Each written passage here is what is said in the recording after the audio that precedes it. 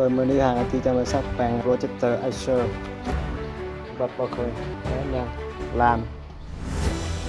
ดอกแปลง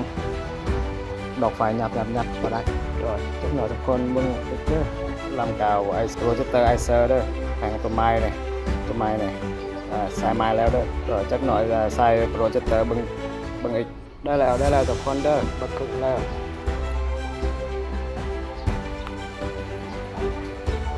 แล้วเด้อเปิดบันไอเด้อทุกคนเด้อโดยสีฟ้าเลยโดยเปิดแล้วเด้อแอนเนี่ยไอเซอร์เด้อเปิดแล้วเด้อใส่ VGI เด้อได้แล้วเปิดแล้วเด้อโดยขอบใจทุกคนเบิ่งวิดีโอขอบใจลูกค้าหลายๆเด้อเปิดแล้วเด้อแป้งยังไปมาหาอาทิตย์จะมาซักแป้งเด้อ